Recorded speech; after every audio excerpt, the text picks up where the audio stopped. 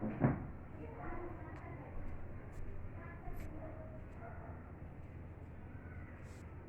Good morning students. कैसे हैं आप सब? चलते हैं अपनी नेक्स्ट क्लास में। लास्ट क्लास में हमने पढ़ा है सिग्निफिकेंट फिगर्स, राउंडिंग ऑफ था ना लास्ट जो था। उसके बाद था अपन ने डायमेंशनल एनालिसिस टॉपिक पढ़ा था, तो वो टॉपिक था जो थोड़ा मैथमेटिकल्स था। अब अपन केमिस्ट्री में चलते हैं। आज का अपना जो टॉपिक है वो है लॉ ऑफ केमिकल कॉम्बिनेशन। आज का जो टॉपिक है अपना क्या है? Laws of chemical combination.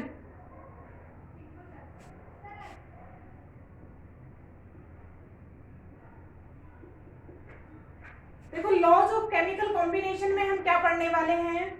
नाम से ही पता लग रहा है, लॉ नियम है केमिकल कॉम्बिनेशन के लिए। कहने का मतलब जब कोई रिएक्शन प्रोसीड होती है तो रिएक्टेंट किस तरीके से आपस में रिएक्ट करके प्रोडक्ट बनाते हैं, उस दौरान कौन कौन से लॉ का फॉलो करती है रिएक्शन, उन सब को अपन यहाँ पे आज देखेंगे। जितना भी आपका रिएक्टेंट है वो प्रोडक्ट में कन्वर्ट होगा। प्रोडक्ट जो बनेगा कितनी अमाउंट में बनेगा, किस रेशियो में बनेगा, वो सब क्या है, लॉज डिसाइड करते हैं। ऐसा नहीं है कि कोई भी रिएक्टेंट किसी भी रेशियो में कंबाइन हो जाए और वो फॉर्म हो जाए, ऐसा नहीं है। जब कोई भी रिएक्टेंट प्रोडक्ट फॉर्म करेगा तो वो स्पेसिफिक मास के अकॉर्डिंग होगा, स्पेसिफिक रेशियो के अकॉर्डिंग होगा। तो उन्हीं लॉज के बारे में आज डिटेल में पढ़ेंगे अपन। इसमें अपन 5 लॉज पढ़ने वाले हैं। 5 लॉज में हम देखेंगे, पहला लॉ है अपना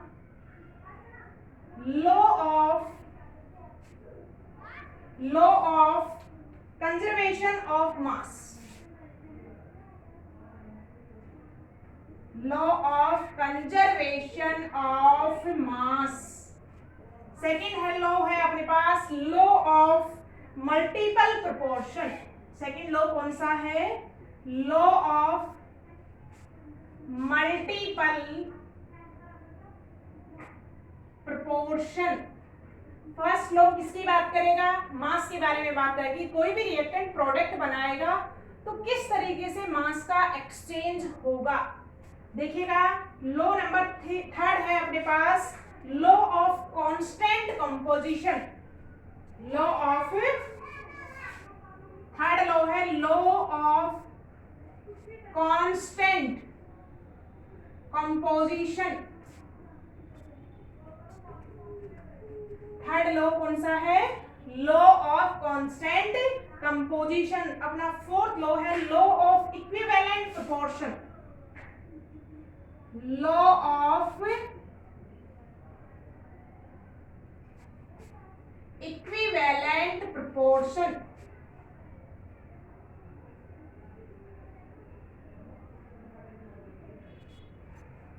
फोर्थ लॉ अपन ने क्या पढ़ा है? Law of equivalent proportion. और लास्ट लॉ है Gay-Lussac's law of combining volume. Fifth law कौन सा है? Gay-Lussac's law of combining volume. तो जब भी कोई रिएक्शन आपकी केमिस्ट्री में प्रोसीड होगी, रिएक्टेंट किस में जाएंगे? प्रोडक्ट में चेंज होंगे, तो इन लॉज का क्या है, वो फॉलो करते हैं। कि कौन कौन से लॉ है? Law of conservation of mass, law of multiple proportion, law of constant composition, law of equivalent proportion, and fifth है law of Gay-Lussac's law of combining volume. तो आज अपन पहला जो आपका फर्स्ट लॉ है उसको डिटेल में पढ़ते हैं। फर्स्ट लॉ पे आते हैं। सबसे पहले अपन देखिएगा फर्स्ट लॉ क्या कहता है। नाम देखिएगा, law of conservation of mass. Conservation का मतलब है सेविंग, सुरक्षित रहता है, संरक्षित रहता है।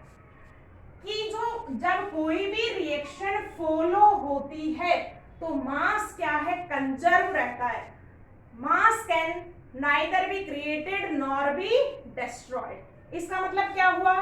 जितना मास आपका रिएक्टेंट रिएक्ट करेगा उतना ही मास किसका फॉर्म होगा? प्रोडक्ट का फॉर्म होगा। तो according to this law,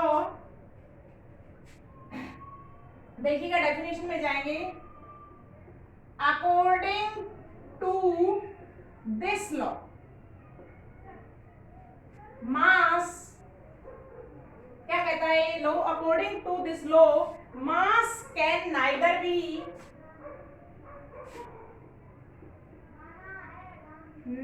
B created nor be destroyed.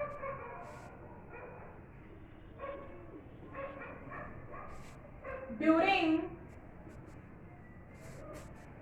physical and chemical change.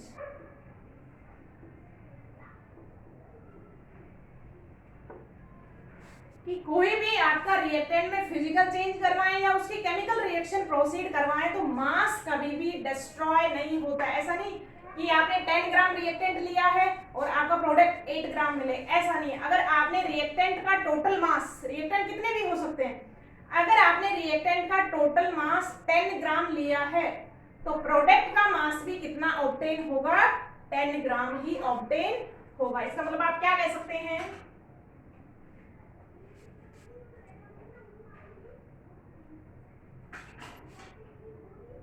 in all physical and chemical, in all physical and chemical changes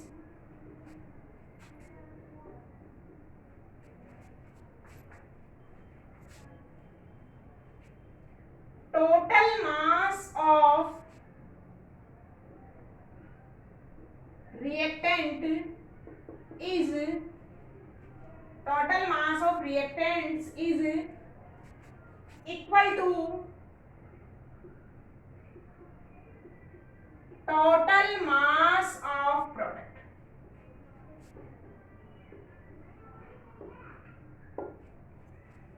क्या हो गया, आपका जो टोटल मास है रिएक्टेंट का वो किसके इक्वल टू हो जाएगा, टोटल मास ऑफ प्रोडक्ट। देखिएगा आपके पास, मान लो मेरे पास एक रिएक्टेंट है ए, दूसरा रिएक्टेंट है बी, ये क्या है अपने पास रिएक्टेंट्स, कन्वर्ट होते हैं किसी ए बी प्रोडक्ट में।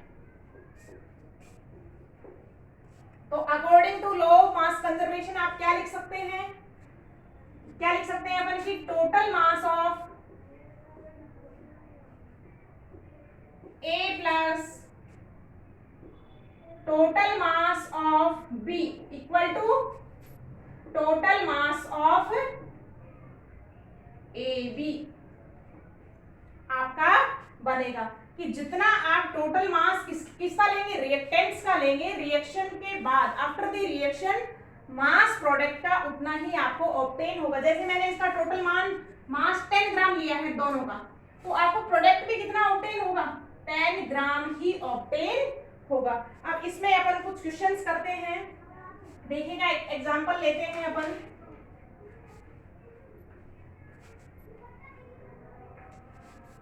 देखिएगा एग्जांपल लेते हैं कि आपके पास एक छोटा सा एग्जांपल है जो अपने 10th लेवल पे पढ़ा है, कंबशन ऑफ कार्बन। कि कंबशन ऑफ कार्बन क्या है, कार्बन को आप गर्म करते हैं ऑक्सीजन की प्रेजेंस में, क्या फॉर्म होगा, CO। यहाँ पे कार्बन का कितना है 12 ग्राम, मॉलिक्यूलर मास के अकॉर्डिंग जाएंगे, इसका कितना हो गया 16 इंटू 2 28 ग्राम, और इसका बन रहा है कितना CO2 का मॉलिक्यूलर मास कितना 44 ग्राम। देखिएगा 12 प्लस 2 इंटू 16 कितना हो गया, 12 प्लस 32 कितना हो गया 44 ग्राम। आप इन दोनों के मास को भी टोटल करेंगे तो 12 और 32 कितना हो गया 44 ग्राम। आपका रिएक्टेंट का टोटल मास कितना है 44 ग्राम है, प्रोडक्ट भी कितना ऑब्टेन हो रहा है 44 gram. It means this reaction follows the law of mass conservation. अभी अपन क्वेश्चंस की बात करते हैं।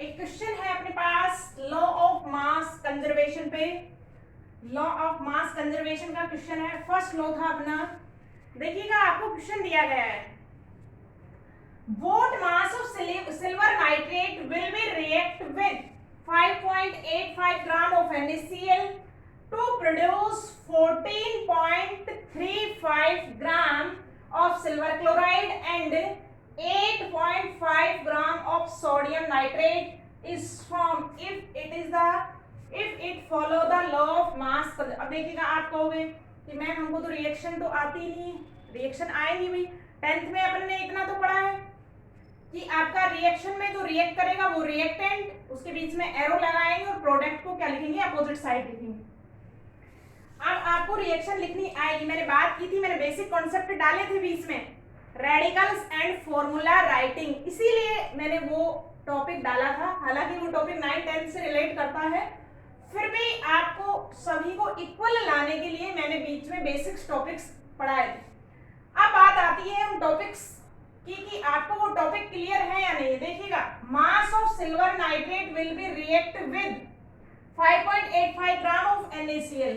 सिल्वर नाइट्रेट, बताइएगा formula of silver nitrate, silver cation है Ag plus nitrate NO3 minus, equal valency से फॉर्मूला क्या आ जाएगा, AgNO3।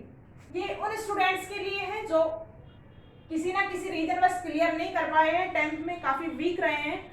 अब यहाँ पे सब इक्वल है, सभी को इक्वलिटी देने का ही काम है हमारा यहाँ पे, कि आपको स्टेप बाय स्टेप चलना है। देखिएगा, सिल्वर नाइट्रेट एक रिएक्टेंट क्या है आपके पास, AgNO3 प्लस NaCl के साथ रिएक्ट करता है तो क्या फॉर्म होता है, silver chloride, Ag plus Cl minus क्या बन जाएगा, AgCl plus sodium nitrate Na plus NO3 minus, तो क्या बन जाएगा, NaNO3। तो आपका टॉपिक काम आया ना यहाँ पे, फॉर्मूला राइटिंग, NaNO3। तो ये क्या है यहाँ पे, reactants and this is product. अब अपन को law of mass conservation follow करवाना है, आपको किसका वेट निकालना है, सिल्वर नाइट्रेट का। कि what mass of silver nitrate will be react, तो आप इसको x मान लेते हैं कि x gram of silver nitrate react with 5.85 gram of NaCl to produce 14.35 gram of AgCl and 8.5 gram of NaNO3। Law of mass conservation क्या कहता है, according to law of mass conservation क्या कहता है, total mass of reactant equal to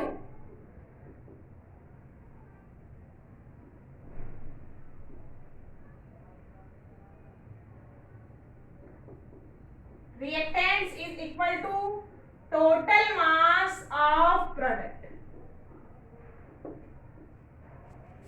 तो total mass of reactant कितना हो गया, x प्लस 5.85 ग्राम, तो x plus 5.85 gram equal to 4.35 gram plus 8.5 gram. तो आप प्लस कीजिए, इनका टोटल कितना आएगा, 5, 8 और 4 12, 22.85 ग्राम। तो इधर से x रखेंगे, इसको उधर ले जाएंगे तो क्या हो जाएगा, माइनस 5.85 ग्राम, माइनस कीजिए 17 ग्राम आ जाएगा आपका आंसर। तो आपका क्वेश्चन न्यूमेरिकल यहाँ पे सॉल्व होता है कि आपका 18.5 ग्राम जो है, सॉरी 5.5 ग्राम कितने ग्राम से रिएक्ट करेगा, 17 ग्राम ऑफ AgNO3 से क्या करेगा, रिएक्ट करेगा। तो आप according to law of mass conservation इस न्यूमेरिकल को क्या कर सकते हैं, कर सकते हैं। अब अपन कई बार क्वेश्चन ऐसे भी आ जाता है कि आपसे प्रूव करवा लेता है कि लो मास कंजर्वेशन को प्रूव कीजिए, तो आपको 4 डिजिट्स दे देता है और उसके अकॉर्डिंग आपको उस लो को क्या करवाता है, फॉलो कि प्रूव करना है। प्रूव में क्या देखना है आपको कि total mass of reactant is equal to total mass of product, तो लो क्या है आपका, फॉलो होता है। तो ये था आपका law of mass conservation. Next class में अपन नेक्स्ट लॉ की बात करेंगे। तो ऑल द बेस्ट स्टूडेंट्स, आपको टॉपिक को क्लियर करते हुए चलना है और if you have any doubts you can call मी। ये जो आपका समय चल रहा है इसमें सभी बहुत ज़्यादा परेशान हैं, फिर भी हम आपको फैसिलिटी देने की कोशिश कर रहे हैं। जो आप हमारे पास सीमित साधन हैं उनको देखते हुए आपके टॉपिक्स को 1 by 1 क्लियरेशन पे क्या है हम लेके जा रहे हैं। तो all the best students for next class, bye bye.